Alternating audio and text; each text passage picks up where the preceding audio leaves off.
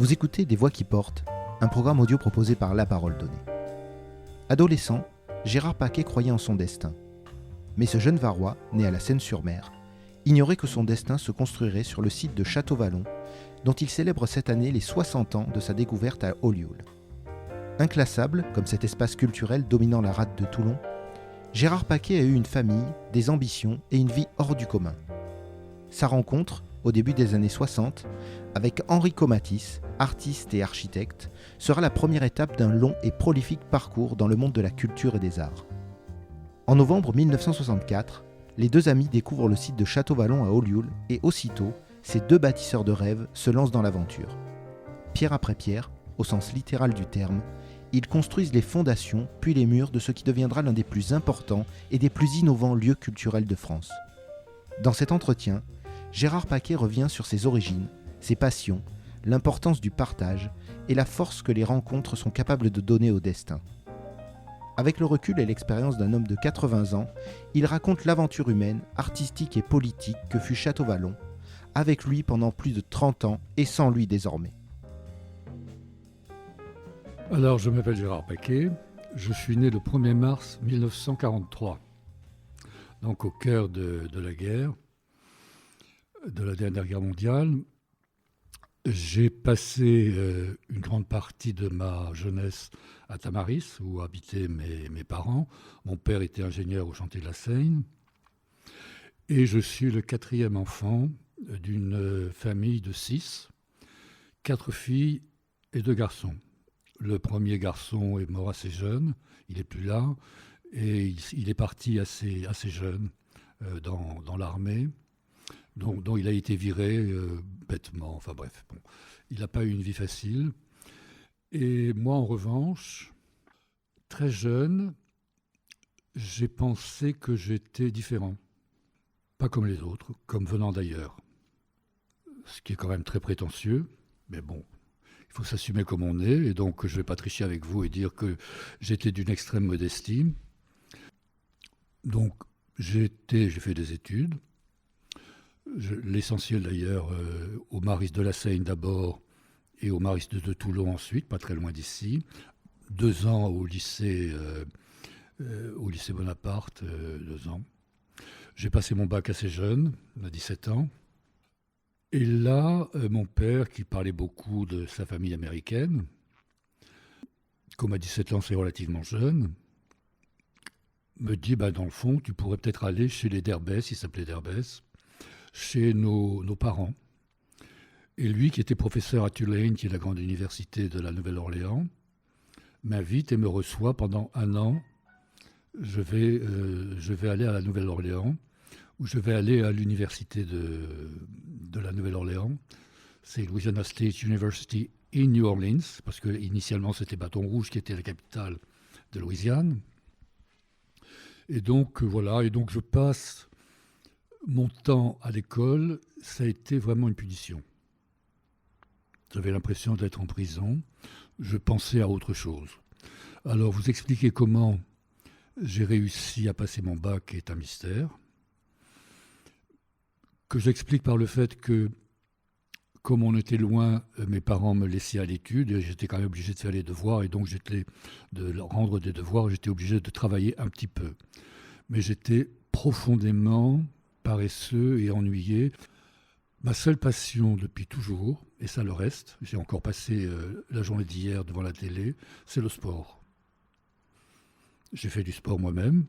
J'étais en basket en demi-finale du championnat de France avec le club sportif toulonnais, où j'ai joué contre Alain Gilles, qui à une certaine époque était le grand joueur français, avant que Tony Parker et que tous les gens qui vont en NBA aujourd'hui arrivent. On a été battus, ils ont été champions de France, mais on n'a pas été battus de beaucoup. Mais j'étais quand même assez fier et ça m'a... La pratique du sport, j'étais champion de Provence de triathlon. Alors, ce n'est pas le triathlon d'aujourd'hui, le triathlon qui est un mini-décathlon. Et donc, voilà, c'était... ça dit 2 choses. Alors, la passion du sport, mais je me suis rendu compte, c'est peut-être... Alors, c'est pas, les Français n'aiment pas ça, mais la passion de la compétition.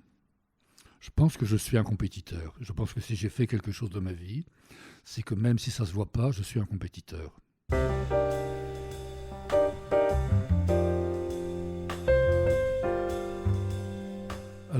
C'est pas toujours très simple à dire, parce que dans le fond, l'essentiel, je ne le sais pas, puisque, bon, j'aimais mes parents.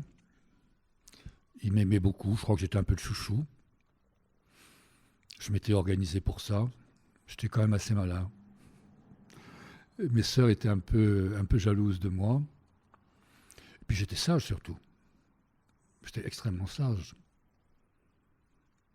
J'ai jamais fait de problème. Et donc voilà, l'influence, c'était que ce sont des gens qui parlaient beaucoup. Mon père de ses recherches et de sa famille, et ma mère aussi, et ma grand-mère aussi. C'est-à-dire que très vite, j'ai eu accès aux récits familiaux. Donc, ils m'ont raconté leur monde. Ils ne m'ont pas raconté le monde, ils m'ont raconté leur monde, leurs ascendants, ce qui les a préoccupés. Et il se trouve que c'était quand même intéressant. Je me souviens, par exemple, de ce grand-père préfet maritime qui meurt à la fin des années 40. Et on habite à l'époque Tamaris. Lui aussi, puisqu'ils étaient venus, lui et ma grand-mère étaient venus habiter Tamaris. Et le cercueil est pris dans une voiture à cheval à Tamaris. Il y a la musique des équipages de la flotte et qui va jusqu'au cimetière en jouant de la musique jusqu'au cimetière de la Seine. C'est quand même quelque chose de voir comme ça un espèce de grand truc. Et ça, c'est une des choses qui m'a... Tout d'un coup, je me suis rendu compte, ce grand-père, il existait. Il a fini comme numéro 2 de la marine avant de prendre sa retraite. Mais comme c'était une époque trouble, je crois qu'il n'a pas insisté. Il n'était pas un amoureux de l'argent, je crois. Il était très apolitique, de toute façon. Voilà. Et la seule chose que je sais, c'est lui qui me l'a raconté, c'est qu'il avait été invité par Pétain à déjeuner. Il disait, oh, c'était un veillard, à la fin du repas, il dormait. Il piquait du nez, il s'endormait. Alors ça n'enlève rien à ce qui s'est passé et aux responsabilités qu'il a prises. Il n'en reste pas moins que, bon, voilà, il n'aurait jamais dû être le président du Conseil. Mon père était l'héritier d'une famille un peu étrange. Déjà, sa grand-mère était née en Louisiane. Et elle était carteronne d'Indien. Et elle était venue en France pendant la guerre civile. Et elle avait épousé un homme très croyant, très catho, qui voulait devenir moine chez les trappistes, un ordre très dur et très rude. Et il semblait qu'il ait eu à l'époque, apparemment en tout cas, une santé fragile. Et les trappistes n'ont pas voulu de lui en disant non, tu ne vas pas résister, on a un ordre très dur, avec un rythme, etc. Et du coup, il est parti, il a fait le tour du monde, et il a notamment vécu en Guyane et en Chine, où il a fait une fortune énorme. Il était très riche. Et ma grand-mère, fille unique, qui épouse mon grand-père, polytechnicien et génie maritime, et qui va faire toute sa carrière dans la construction de bateaux. Il finit comme directeur des chantiers de la Loire, qui sont, je crois, devenus les chantiers de l'Atlantique, si je ne m'abuse. Ne va pas hériter de lui, parce qu'il laisse tout son argent au curé, qui n'avait pas voulu de lui. Mais en même temps, il s'était responsable, il avait fait fortune grâce à ça. Parce que s'il était resté moine, il n'aurait pas fait fortune, et peut-être que d'ailleurs ma grand-mère n'aurait pas existé. Mon père, c'était un homme, la foi du charbonnier, il le disait lui-même, donc il était catholique. Il ne se posait pas de questions, très à droite, maurassien. Étudiant, il avait été le précepteur où il avait donné des leçons au fils de Léon Daudet, qui était donc un adjoint de Maurras.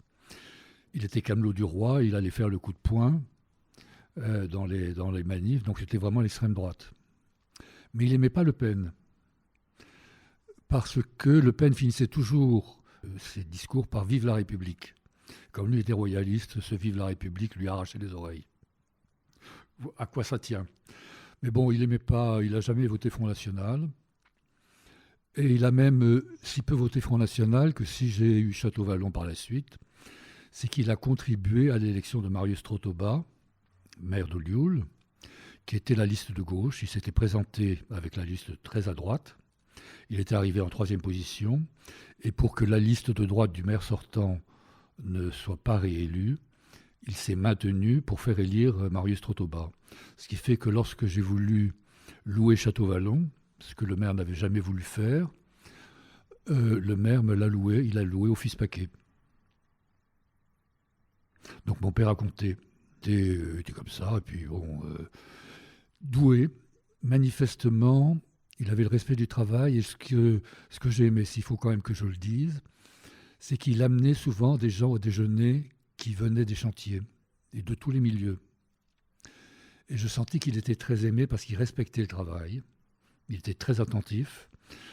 Quand il y avait du travail de nuit, il allait sur place, il était près de ses ouvriers. Il était à peu près le seul ingénieur à faire ça. Et donc il avait un vrai respect du travail des autres. Et j'ai eu beaucoup d'autres témoignages qu'il était très très aimé dans son milieu professionnel.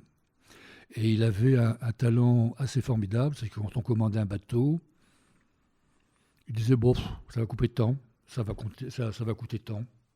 Il ne se trompait jamais. Des gens faisaient après des études pendant 2 mois, 3 mois pour dire voilà, le devis c'est tant. Eux se trompaient tout le temps. Et il y avait des dépassements. Mais lui donnait quasiment le vrai chiffre. Il avait une espèce d'instinct très, très, très fort. C'était un homme très, très doué qui n'a pas eu la carrière qu'il aurait pu avoir parce il était dur d'oreille, donc un peu sourd. Et donc il n'avait pas pu faire Polytechnique comme avait fait mon grand-père et son père. Et ce qui fait qu'il avait fait directement le génie maritime et il n'était pas positionné, y compris au chantier de la Seine, comme tête de liste. Mais il était tout à fait aimé par les gens avec lesquels il travaillait. Et je me souviens notamment, c'était très drôle, il y avait une entreprise de chaudronnerie avec laquelle il travaillait, qui était dirigée par 2 hommes, un qui s'appelait Rossi et l'autre Salani. Et le Rossi en question est l'oncle de César. Et César a fait ses premières en prenant de la ferraille à la chaudronnerie du Tonton, et que je les connaissais très bien. Salani et Rossi, c'est des souvenirs comme ça. Mais c'est vous dire que bon voilà, avec mon père, on avait ce contact-là. La vie professionnelle rentrait dans la vie familiale, mais de façon amicale.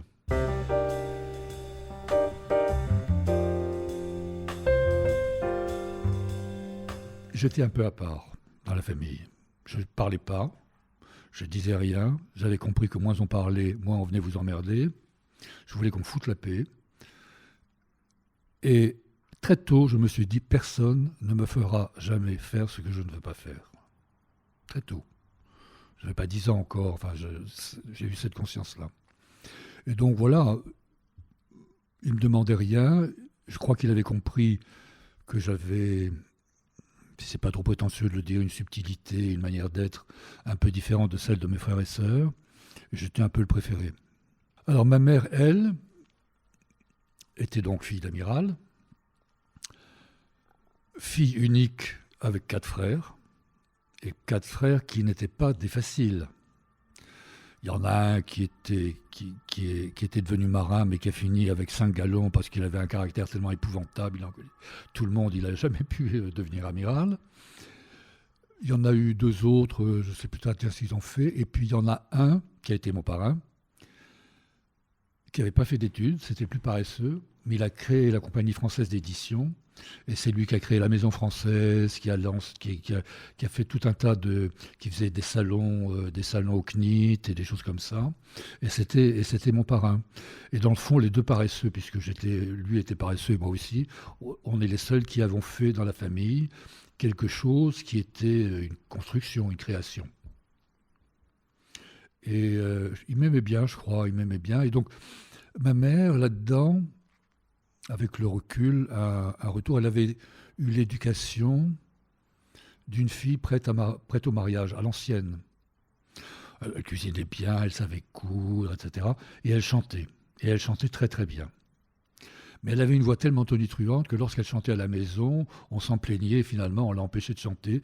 Et je me rends compte que ça a été très méchant de notre part en tant que les enfants. On ne l'a pas aimée parce qu'elle chantait bien. Ce n'était pas une grande cantatrice, mais elle aurait pu si elle avait pu. Et là, je trouve qu'on a été des enfants méchants. Mais elle était là derrière nous. Alors, comme elle a eu 4 frères, elle avait une petite préférence pour ses filles, qu'elle a beaucoup défendues. Elle aimait ses garçons parce qu'elle aimait ses enfants. Et avec moi, je ne me suis jamais disputé avec ma mère, ni même avec mon père. Avec mon père, j'ai eu des petits accrochages, mais avec ma mère, jamais une seule dispute de ma vie. Ma mère était une vraie mère de famille, qui s'est, je crois, en partie sacrifiée, parce que je crois qu'elle avait rêvé, elle aimait beaucoup le côté artistique et la musique notamment. Et je pense que si elle avait pu, elle aurait fait carrière. Donc voilà. Mais elle était mère de famille, 6 enfants, il fallait les tenir. Les filles n'étaient pas les plus faciles, parce que c'était quand même de sacrées bonnes filles. Les garçons étaient plutôt sympas. Enfin, mon frère avait posé des problèmes, mais très vite il est parti. Et moi, j'étais dans mon coin, parce que je voulais qu'on me foute la paix. J'étais dans le rêve, je rêvais beaucoup.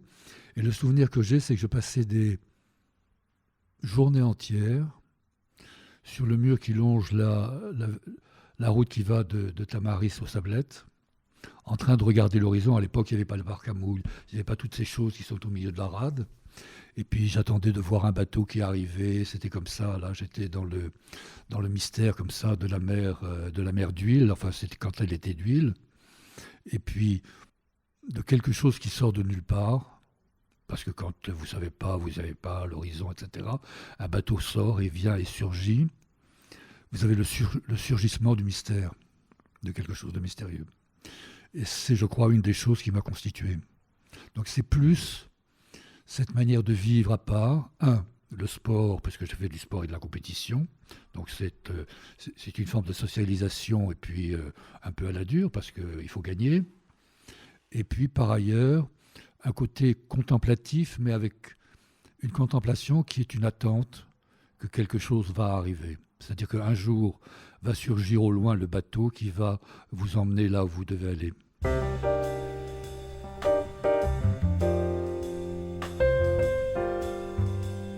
À l'époque, c'est pas comme ça que je voyais la vie.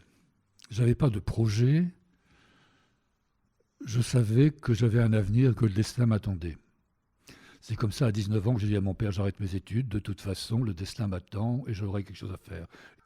Et mon père, qui avait une forme de bon sens, me dit, écoute, mon fils, il n'y a pas de saut métier, pars faire ton service militaire et en rentrant, tu trouveras bien quelque chose à faire. Et me voilà parti, à Orange d'abord, où je fais un peu de figuration au théâtre d'Orange, mais très peu. Enfin, je fais les répétitions, mais finalement, ils n'ont pas retenu les figurants. Et puis, pour me rapprocher de Toulon, je me débrouille, toujours 2e classe. Je suis parti 2e classe et je suis fini après 3 mois de prison, je vais vous dire pourquoi, et 2 mois supplémentaires de rab. Je me retrouve à Marseille, dans la police militaire. Et alors, la police militaire a joué un rôle, parce que bon, on était un peu planqués. J'ai jamais, contrairement à ce qu'a dit Marchiani dans un article, jamais donné un motif à quiconque. Mais en revanche, à l'inscription maritime, qui accueillait les visiteurs, il y avait une jeune femme charmante qui s'appelait Colette, qui est devenue la mère de mes enfants. À la gare de Marseille, où on faisait des rondes. Et elle avait, alors les 3 mois de prison s'expliquent, parce qu'elle avait une maison à Malmouche, qui est un peu plus loin. Tous les soirs, j'allais dormir chez elle et avec elle. Et je me suis fait piquer 2 fois, et j'ai fait 2 fois 1 mois et demi de prison. Mais j'ai négocié avec l'adjoint, pour tout vous dire, je lui ai offert un frigo, et j'ai pas fait mes 2 mois de rab. Je les ai faits à la maison. Voilà. Mais c'est la seule fois où j'ai corrompu quelqu'un. Le frigo, c'était pas grave. C'était un frigo d'occasion en plus.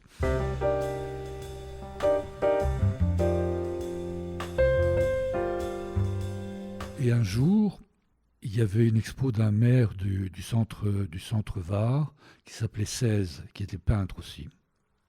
Et là, Comatis et Simone, sa épouse, sortent et la présentation se fait. Et depuis, on ne s'est jamais quitté jusqu'à sa mort. Alors, Henri Comatis était peintre, avait commencé des études d'architecture. Il vivait dans une petite villa au Morillon. Il n'avait pas de travail. Il faisait de temps en temps une fresque, une sculpture, très peu de choses. Sa femme, qui était très douée, faisait des colliers en céramique remarquables. Et elle était la seule qui était vraiment passionnée de spectacle. Elle avait souhaité devenir comédienne. Et elle était vraiment...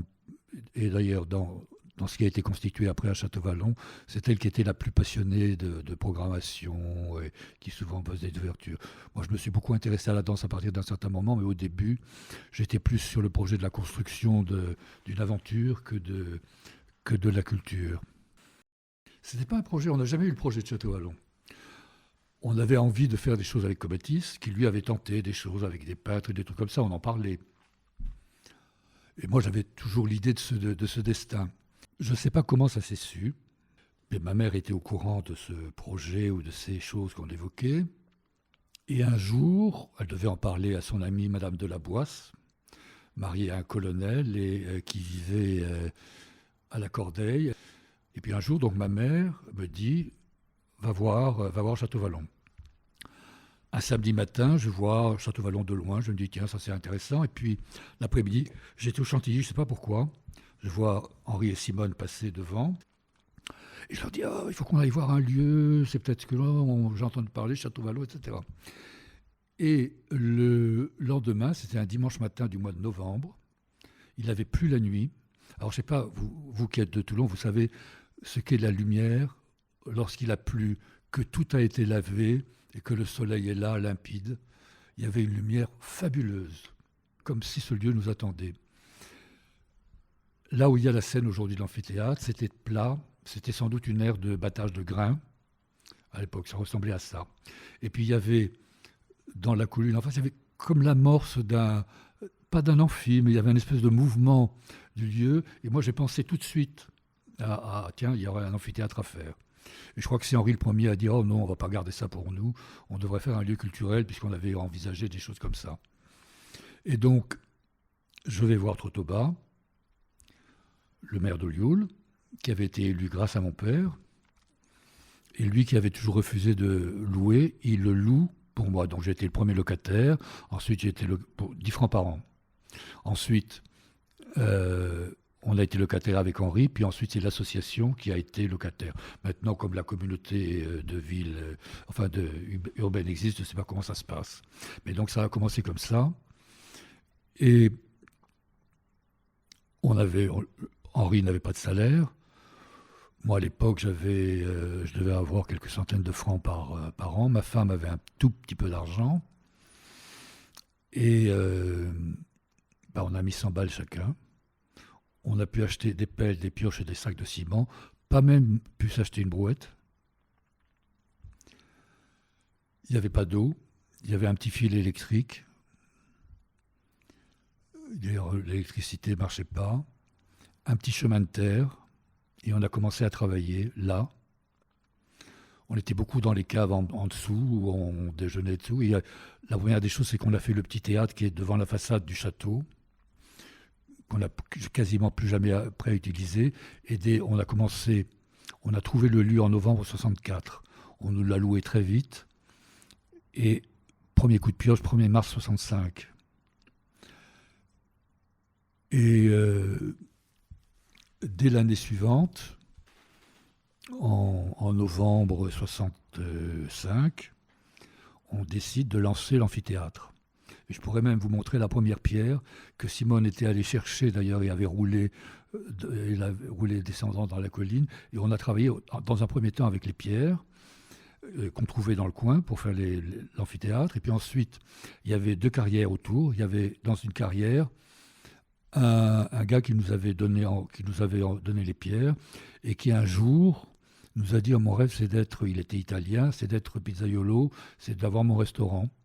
Et comme Mathis lui a dit mais qu'à cela ne tienne, camarade, tu le construis. Il a construit, le premier restaurant de Château-Vallon a été construit par l'ancien Carrier, qui nous avait donné les pierres du théâtre et qui a ensuite construit le premier restaurant, sur les dessins d'Henri, évidemment. Voilà, c'est quand même des histoires qui sont jolies, ça.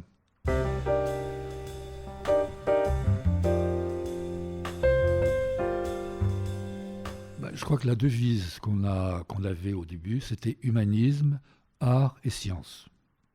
Je crois que ça dit tout. Notre aventure était une aventure humaine. Comment exister? Mathis étant artiste, Simone artiste aussi, on avait choisi, c'était là qu'on pouvait avoir des financements en plus. Hein. Et puis à Toulon, il n'y avait rien. Je dois dire que Arex a été génial, parce qu'il faut quand même penser.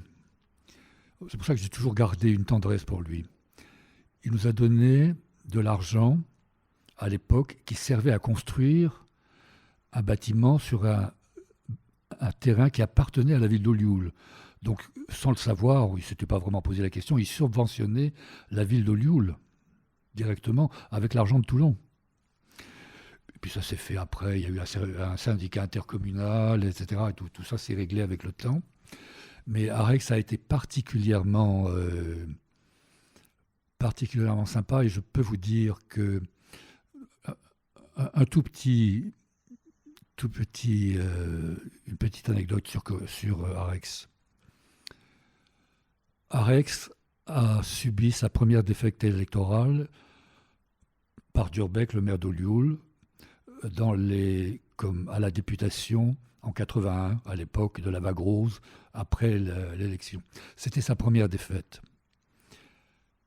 Le conseil municipal, qui m'avait vu en photo avec Durbeck pendant la campagne électorale, vote la suppression des subventions à Château-Vallon. Et c'est Arex et Trucy qui se sont battus pour qu'elles reviennent. Alors, moi, j'ai de la tendresse pour Arex et pour Trucy, parce qu'à l'époque, ils auraient pu très mal le prendre. Et il y avait eu un vote au conseil municipal. Et c'est ceux qui sont bâtis pour que l'argent revienne.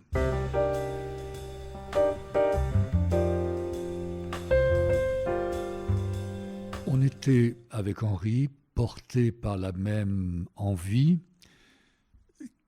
qui est celle, non pas de faire vraiment un lieu culturel, mais de vivre une aventure humaine qui compte et qui soit ancrée dans le monde tel qu'il est, dans toutes ses contradictions et ses violences. Et ses très belles choses, et sa créativité aussi. Et donc, la première année, on fait 2-3 petits trucs. Il y avait un orchestre à Toulon qui vient jouer. Il y avait Hélène Martin qu'on avait rencontrée à Bain d'Or, parce que mon père connaissait bien Paul Ricard. J'avais été invité là plusieurs fois et j'avais rencontré Hélène Martin qui a inauguré, donc, qui a été la première femme à chanter à Château-Vallon. Et puis, on a eu il y a un théâtre qui était venu, qui avait joué un Shakespeare sur la scène, là, dans le petit théâtre. Et puis tout de suite, on avait vu le lieu, on s'est dit on va faire un amphithéâtre. Donc on avait décidé d'en faire un lieu culturel, mais c'était humanisme, art et science, on était dans une aventure humaine. Alors très vite, un troisième homme qui était un peu avec nous, mais qui au bout de 6 mois nous a quittés, nous a amené un homme qui s'appelle Jean Gilibert, qui a été le premier homme de théâtre de Château-Vallon. Et Jean Gilibert, peu de temps avant qu'il vienne à Château-Vallon, travaillait avec Camus et Maria Casares et ils devaient prendre un théâtre ensemble. Camus meurt, le projet disparaît parce que c'était Camus vraiment qui le portait avec sa sociabilité. Mais après que Casares est venu à Château-Vallon, elle a dormi dans mon lit mais pas avec moi. Et ça a été un grand moment que de rencontrer Casares. Et donc Gilibert nous a vraiment beaucoup aidés. C'est un homme très singulier.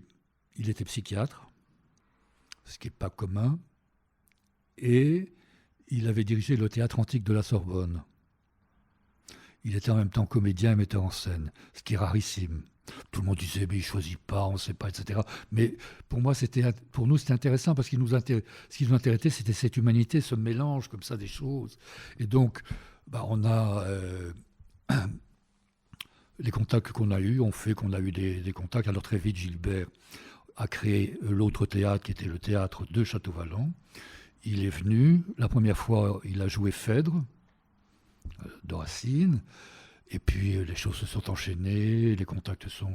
Et puis les gens venaient. Donc voilà, les choses se sont faites. On a fait cet amphi.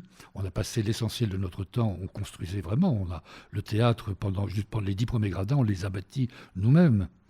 On a choisi. Et là, après, on allait chercher les pierres à la carrière qui était juste à côté. Et puis après, enfin, toutes les choses se sont faites. Et au fur et à mesure, s'est développé un projet culturel. Et ce qui m'a beaucoup étonné, c'est qu'on n'a pas été subventionné. On a été subventionné par la ville de Toulon. Et il avait d'ailleurs été prévu qu'il y avait justement pour régler tous les problèmes d'espace, un syndicat mixte avec département, ville de Lioul et ville de Toulon. Et puis le département est parti, Soldani n'était pas favorable, il s'est éloigné. Mais enfin à la fin, bon, il a supprimé les subventions, mais il y est revenu après. Alors étrangement, j'ai pris des contacts avec le ministère de la Culture en 68-69, mais on a eu les premières subventions au début des années 70. Mais Guy Brageot, qui était en charge de tous les espaces culturels et des espaces au ministère de la Culture, décide de faire une réunion de toutes les maisons de la culture et tous les centres culturels. Et quel lieu il choisit? C'était le seul qui ne subventionnait pas, c'était Château-Vallon. C'était un signe quand même qu'il avait compris que quelque chose se passait, parce que j'ai la prétention, aujourd'hui, parce qu'il en reste un peu, je suis moins qu'à l'époque où j'avais 20 ans, de penser que Château-Vallon est probablement le seul lieu culturel qui ressemble à ce que Malraux avait imaginé. Pas les maisons de la culture, qui étaient des lieux qui s'étaient fermés sur eux-mêmes. Château-Vallon, c'est resté... Là, maintenant, c'est en train d'être fermé parce qu'on met des barrières partout pour des raisons de sécurité, alors qu'en l'espace de 33 ans, on n'avait pas de barrière. On a eu un accident corporel. Pour 1 million de visiteurs, c'était 3 fois rien. Et là, maintenant, tout est là. Ils sont fermés. À l'époque, moi, j'étais sur les gradins de Château-Vallon. Il y avait des gens qui se promenaient, qui venaient montrer... et puis même des gens qui faisaient l'acteur sur la scène de Château-Vallon. Et moi, j'adorais ça parce que je me disais... Ça reste d'ailleurs une des choses dont je vais vous parler. Ce lieu était à tout le monde. Le lieu était totalement ouvert. Il n'y avait pas de barrière, sauf quand, pour les spectacles, il fallait faire payer les gens. Alors que là, maintenant, il y a des barrières partout. On ne peut plus. Et moi, une de mes fiertés, parce que j'ai beaucoup travaillé à Marseille après, quand je revenais, parce que j'habitais toujours au Lioul, je prenais la sortie Château-Vallon. Et je me disais, là, tu as réussi quelque chose, parce que tu es rentré profondément dans la vie quotidienne des gens.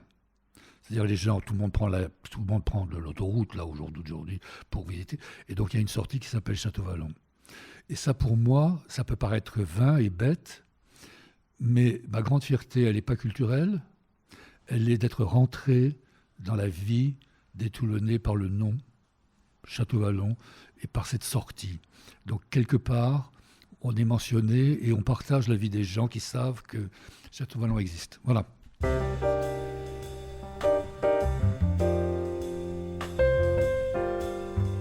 Ça ne s'est jamais complètement construit, parce qu'on n'a jamais eu de statut. On n'a jamais été ni ministre de la Culture, ni Centre d'action culturelle, qui étaient les 2 statuts des espaces culturels à vocation multidisciplinaire. On n'a jamais eu ce statut. Au fur et à mesure, les subventions sont venues d'un peu partout. J'étais assez bon là-dessus. C'était mon boulot. Mais c'était quand même très, très difficile parce que justement, le lieu n'était pas... Il était à la fois très connu. On a fait la une du Monde en 68. On a fait la une du Monde. 2 colonnes à la une. Bon, voilà, c'est quand même pas... C'est pas rien. On a parlé de nous. On a eu des pages entières dans les journaux, dans les lettres françaises, des choses comme ça, des pages entières. Le festival de jazz en début des années 70, pendant des années, c'était le plus grand festival de jazz européen avec Montreux. Et un jour, je l'ai arrêté parce qu'il y avait trop de succès. Mais Comatis, lui, comprenait. On peut mourir du succès, on ne meurt pas de l'échec. L'échec vous apprend quelque chose, le succès ne vous apprend rien.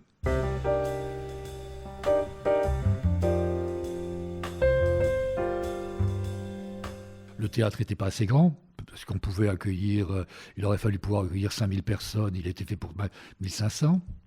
Beaucoup de gens avaient skié, les gens, dans tout Toulon, il y avait des gens qui se vantaient de la manière dont ils avaient pu rentrer à Château-Vallon sans payer, ce qui était relativement facile compte tenu du lieu et de sa structure. On a eu des prime time à la télé, et c'était encore l'ORTF, c'est-à-dire qu'il y avait une seule télévision. c'est Jean-Pierre Mériadec, qui m'aimait bien, qui avait compris quelque chose. Un jour, il amène à Château-Vallon Bernard Lyon, qui est un de ses copains de La Valette, et qui, à l'époque, travaillait avec Pierre Wozlinski, parce que l'ORTF existait encore, et qui était directeur de la musique. Et il faisait des concerts de jazz et de musique classique. Il aime beaucoup le lieu. Il vient avec Jean Morlock, qui après a pris une maison de la culture à Créteil, et André Francis. Et ils font 3 concerts de musique classique et 3 concerts de jazz. Alors là, il y a quelque chose de très drôle. Parmi la musique classique, il y avait un ténor qui s'appelait Guédard, qui était très connu, qui était connu dans le monde entier. Mais comme c'était pris par la télévision mettait une lumière à giorno, quelque chose de très très fort. Et les cigales se sont mis à chanter, ce qui fait qu'il a chanté accompagné par les cigales, qui étaient plus forts que la musique qui l'accompagnait.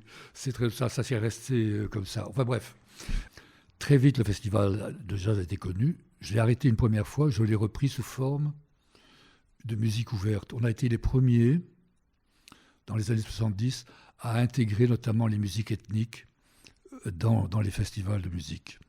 C'était musique ouverte. Et puis là, à nouveau, un succès formidable.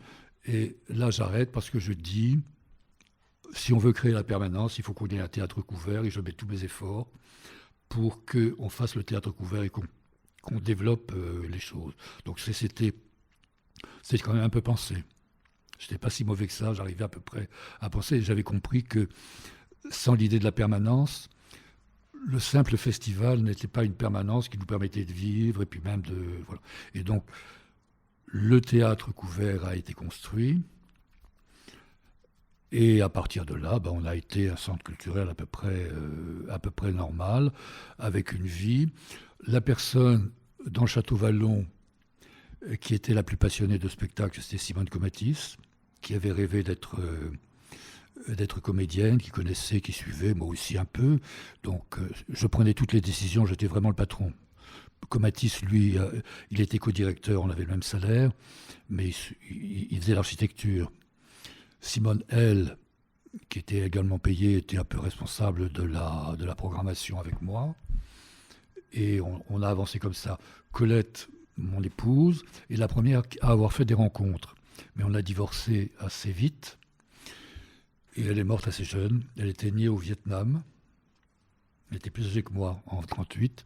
Et à l'âge de 4-5 ans, quand les Japonais ont attaqué, elle a fait 1 an en camp de concentration japonais. C'est quand même quelque chose. Et je pense que ça a altéré sa santé. Elle est morte à 40 et quelques années. Mais on avait divorcé depuis, donc mais ça m'a fait beaucoup de peine parce que c'était resté une amie, c'était une femme formidable. C'est elle qui avait eu la première idée des rencontres. Et on avait d'ailleurs invité un médecin qui avait parlé de la naissance sans douleur, mais sans douleur pour l'enfant. Pas simplement pour la mère, mais sans douleur pour l'enfant. C'était intéressant. On n'y pense pas à ça. Voilà.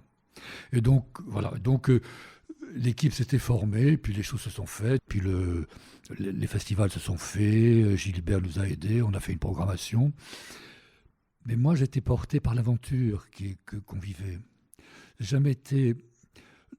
Le seul moment où je me suis vraiment intéressé, c'est quand j'ai choisi la danse. J'avais d'ailleurs dit à Tiscordia, qui était président du festival, tu fais de la musique, mais tu devrais insister sur la danse, parce que j'avais compris que la danse, et notamment la danse contemporaine, parlait du temps présent, y compris cette manière de bouger le corps, etc. Parlait de notre époque biscornue, si j'ose dire, et complexe. Et donc, j'avais choisi la danse. Et à un moment donné, pendant toute une nuit, je travaille pas et je crée sur le papier le Théâtre national de la danse et de l'image. Finalement, ça passe. Ça n'a jamais été le nom officiel de Château-Vallon. C'est moi, on l'a mis en tant que communication, mais ça n'a jamais été pris comme un Théâtre national de la danse et de l'image. Et puis voilà, on a les subventions ont continué. Puis un jour, le Fonds national est arrivé, mais c'est une autre histoire. Mais on a fait une programmation assez formidable parce que Simone avait beaucoup de talent, Gilbert était très, très connu dans le monde, combattu un peu parce que justement marginal, à la fois un homme qui était à la fois psychiatre et atlantique de la Sorbonne, qui faisait l'acteur, Casares et tout, il n'était pas du tout cultureux dans le sens étymologique. C'est un monde très, très convenu, contrairement à ce qu'on croit. Alors que nous, on n'a jamais été un lieu convenu par rapport à beaucoup d'autres. Et donc voilà, ça s'est construit avec le temps. Et puis en 86, je crois que donc c'est la mort de mon père comme la mort d'Henri. Donc c'est pas tout à fait 20 ans après.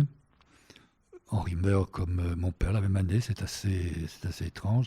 Et je me retrouve seul à la tête de Château-Vallon. Et c'est la fin des années 70 que je choisis la danse.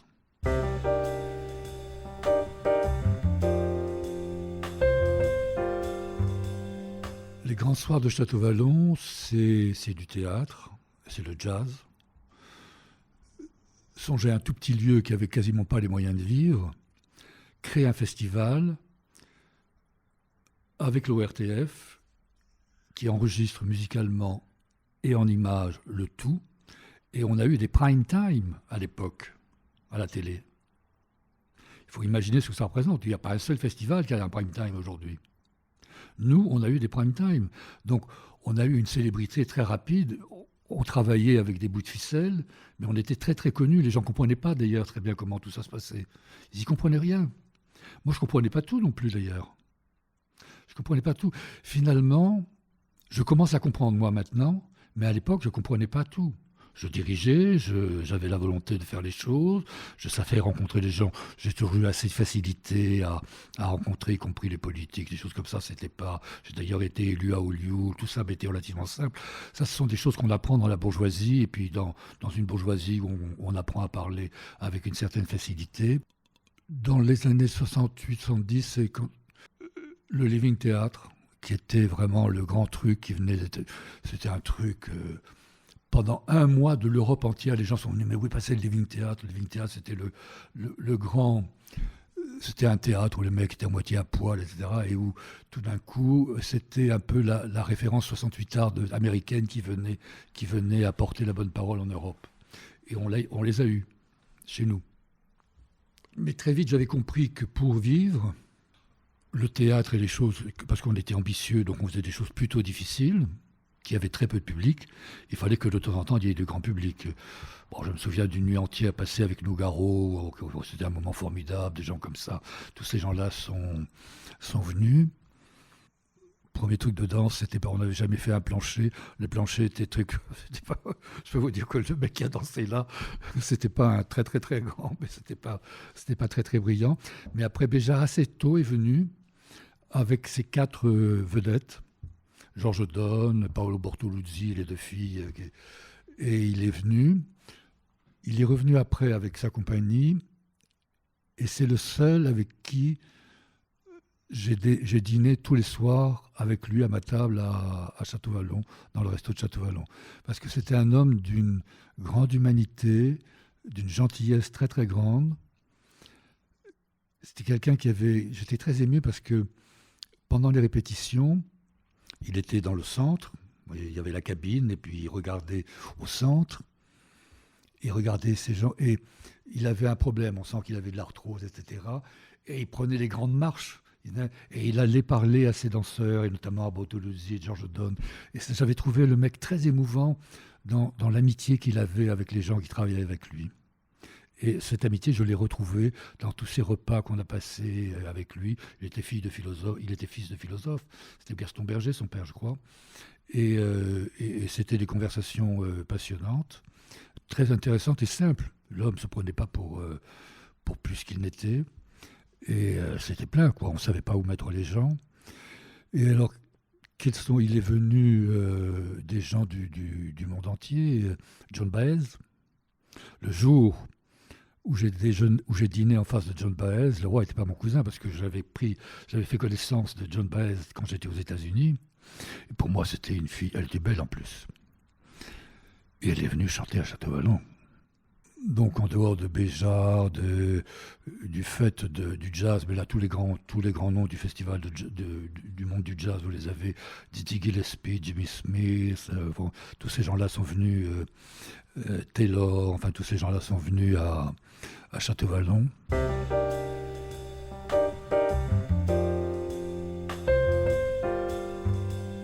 Et lorsque François Léotard est devenu ministre de la Culture, pour une fois on avait un ministre varois, il nous a aidés. C'est là que j'ai imaginé le TNDI, et c'est là que tout d'un coup, nos subventions ont eu une croissance formidable. Mais la fille, lorsque Léotard est parti, qui a succédé à la direction des ministres de la Culture, qui était une fille de la danse, aimait pas trop ça, et elle nous a coupé l'image, alors qu'on avait commencé un travail sur l'image que j'ai pas pu continuer. Moi, j'ai fait un film sur Fred Astaire et Ginger Rogers.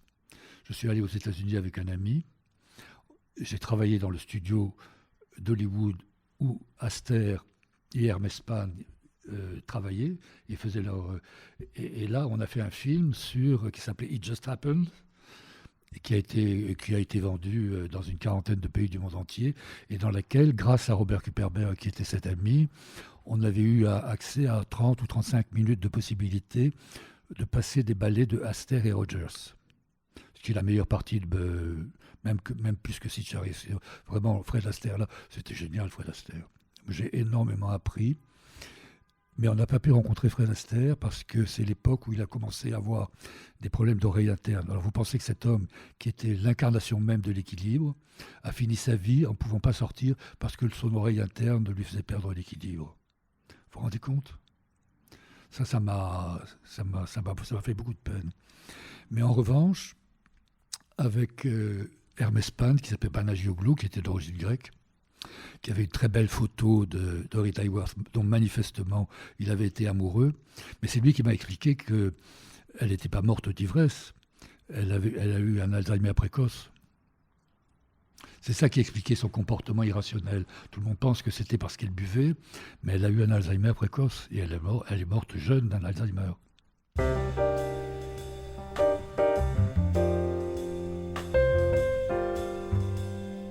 J'apprends l'élection du Front National, avenue de la République, ça ne s'invente pas. J'allais chez ma mère qui était au début à l'entrée du Morillon.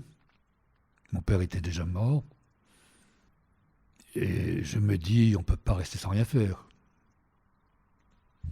Et donc, dès le lendemain matin, j'ai réuni le petit brainstorming de Château-Vallon et je dis, qu'est-ce qu'on fait ? Et c'est là que naît l'idée, on va refuser l'argent de la ville de Toulon, on ne travaille pas avec eux. On ne travaille pas, on ne va pas aller. Alors les gens me l'ont reproché, me disent au contraire, tu aurais dû lutter contre le Front National, obtenu qu'ils donnent de l'argent, mais ils me l'auraient donné l'argent. J'en aurais eu beaucoup plus. Mais ça, c'est là où j'ai compris qu'il n'y avait pas toujours une compréhension de ce qu'était le combat politique, sur le principe. C'est pour ça que on en a parlé tout à l'heure, que j'ai jamais compris qu'on ait dit il combat le Front National, mais qu'on n'ait pas dit que mon premier combat, ça avait été de refuser l'argent. C'est-à-dire une manière de reconnaître que l'argent est quand même ce qui fait bouger le monde, les échanges économiques et des choses comme ça, et donc refuser l'argent était quelque chose de symbolique. Et en plus, à l'époque, ça représentait entre 40 et 50% du financement de Château-Vallon. Mais on a réussi quand même à vivre 2-3 ans, et puis après, ils m'ont viré. Ils ont réussi à me virer.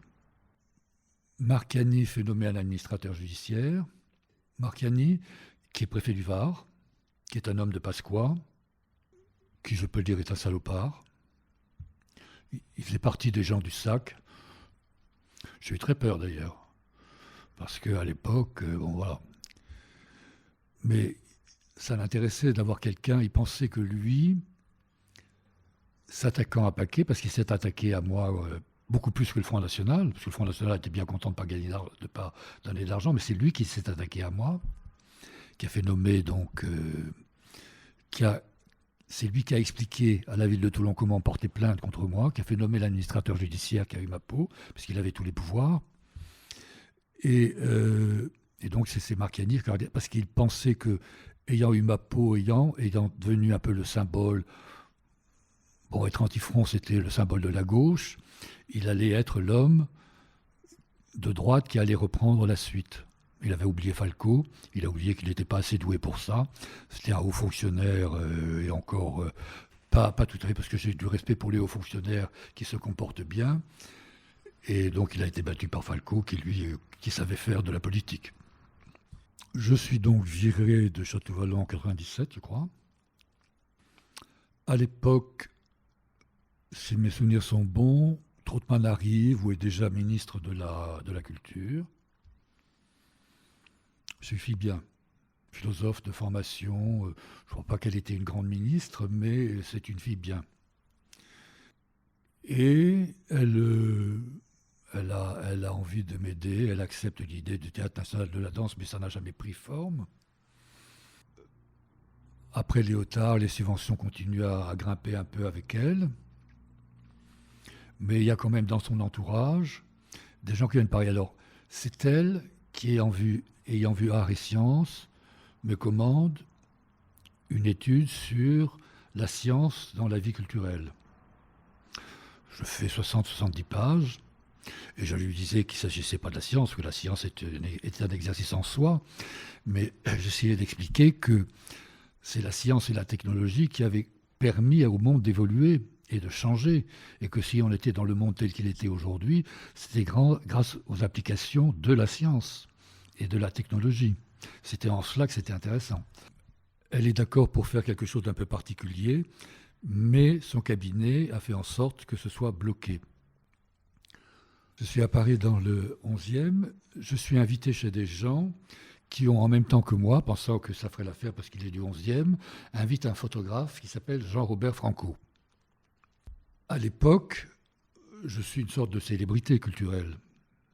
Et à cause de la lutte Front National, on a beaucoup parlé de moi, etc. Et Jean-Robert me dit, mais tu sais, tu devrais voir. Alors, à l'époque, j'avais beaucoup travaillé avec les Verts, et les Verts qui étaient rue Parmentier, juste à côté de la maison de Métallo. C'était assez drôle, parce que moi j'aimais bien les écolos, je les aime moins maintenant d'ailleurs, mais à l'époque j'avais beaucoup d'amis un peu écolos. L'écologie reste d'ailleurs un problème essentiel, mais pas nécessairement bien traité par les écologistes et même par personne. Personne ne sait vraiment comment l'aborder, mais là c'est un autre sujet. Et donc, il me dit, grâce à un groupe d'associations qui se sont intitulées Comité Métallo.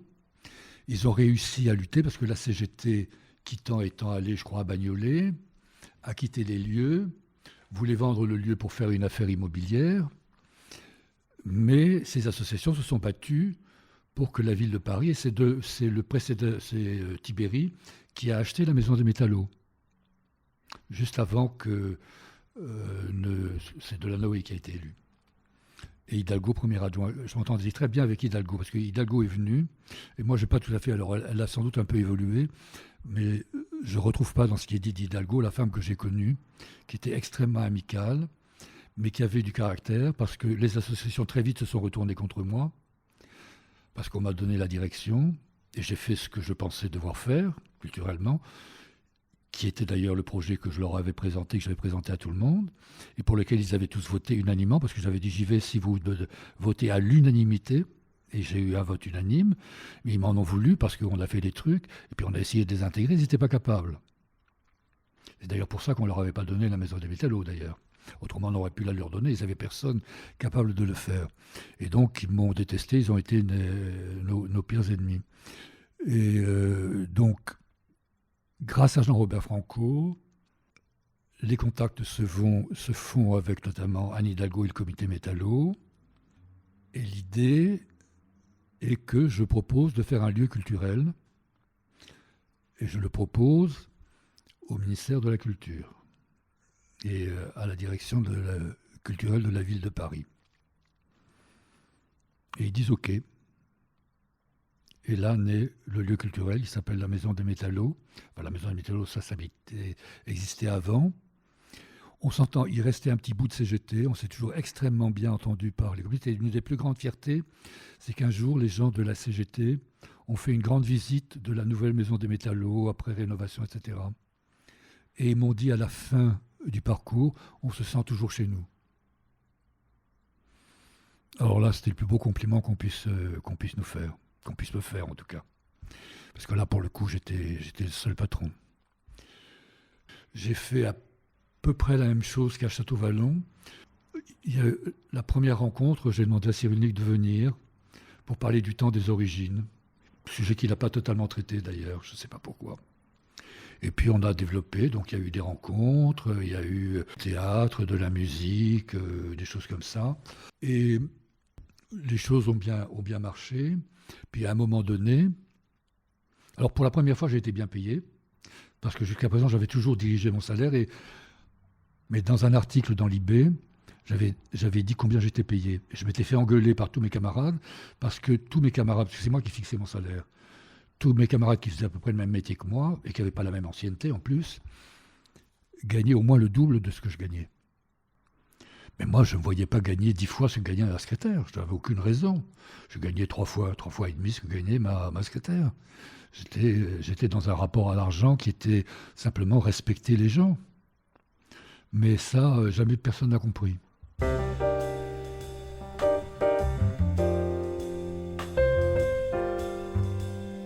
Non, personne ne m'a jamais rappelé pour me dire on pourrait réparer. Jamais.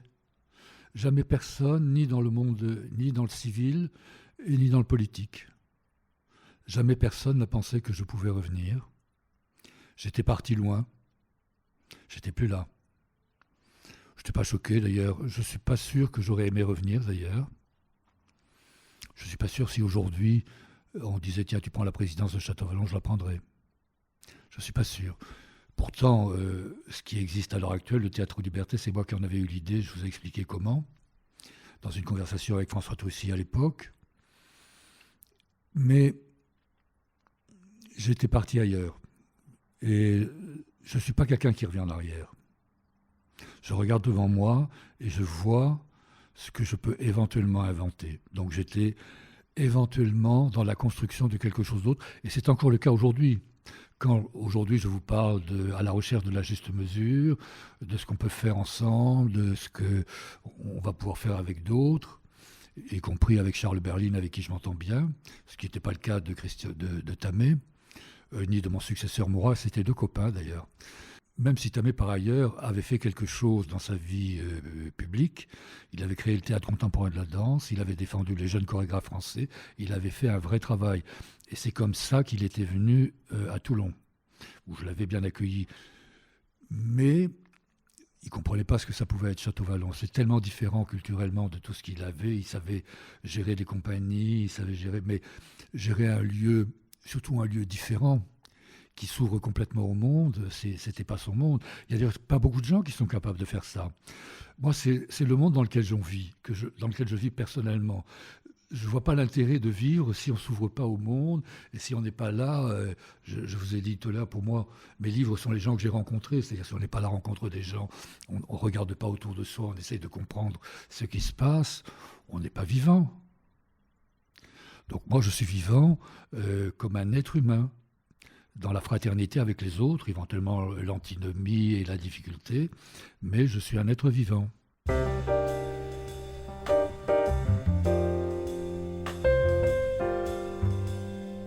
Je ne désespère pas peut-être de faire encore 1 ou 2 choses avant de mourir, puisque j'approche quand même de la fin.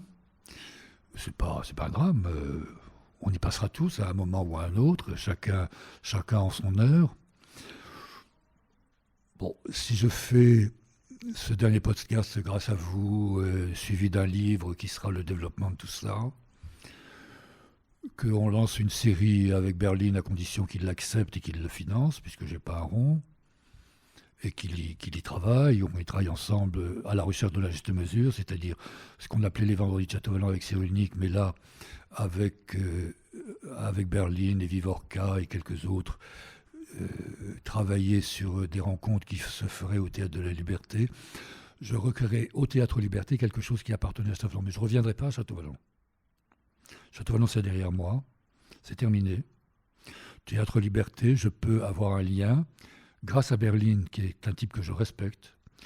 Il dit d'où il vient, il dit que d'autres l'ont précédé, enfin bon voilà, ce que Tamé ne faisait pas par exemple.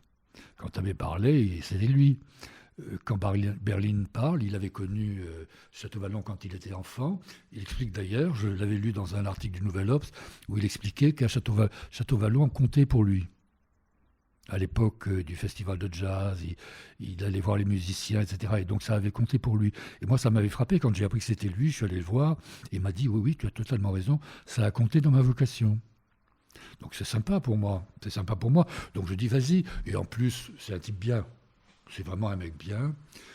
Le seul reproche que je lui fais, je le lui ai dit, tu en fais trop.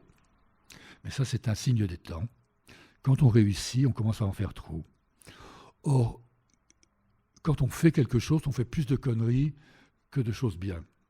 Et moi, je dis que si on multiplie les choses, on multiplie les conneries plus que les bonnes choses. Voilà mon sentiment. Donc, moi, je ne suis pas pour l'hyperactivité.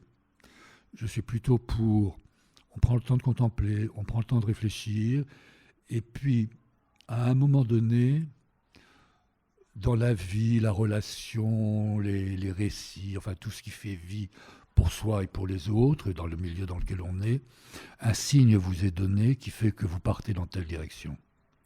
Et vous y allez. Alors là, maintenant, les choses vont se raréfier me concernant, parce que les signes qui vont venir seront plutôt les signes d'un départ définitif, mais je ne suis pas pressé.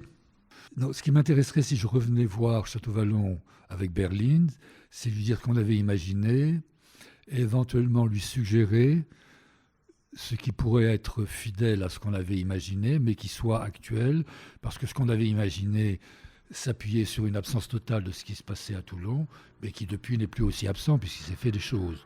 Et donc ça n'aurait pas de sens de faire complètement ce qu'on a fait. Mais par exemple, imaginez un village d'artistes comme on l'avait imaginé le développer, des bâtiments de travail, des studios ne sont pas terminés. Imaginez un village pédagogique, mais sur la pédagogie enfantine, enfin la pédagogie de base. Et puis imaginez qu'on va au bout et qu'on fait quelque chose à la Courtine, qui est le premier lieu habité de la ville, qui domine la totalité de la ville. Moi j'enrage, nous-mêmes, on n'a pas pu prendre en main la Courtine. Mais je trouverais ça formidable, comme un symbole de la ville se développe et on met en valeur ce qui a été l'origine même de la ville et qui domine et qui regarde la mer tout autour. Il y aurait là quelque chose à faire. Alors ça, j'aimerais bien arriver à amener Berline et les autres à le penser. J'y travaillerai pas, sinon à donner un ou deux avis, mais ça j'aimerais bien parce que tout d'un coup, ce serait une manière de ne pas complètement oublier ce qu'on a fait et se projeter un tout petit peu dans ce qu'on peut encore faire, ce que je pourrais en tout cas imaginer, mais comme idée.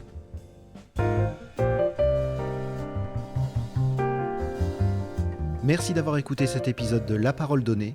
Vous pouvez nous suivre sur notre site et nos réseaux sociaux et nous soutenir via notre page Tipeee.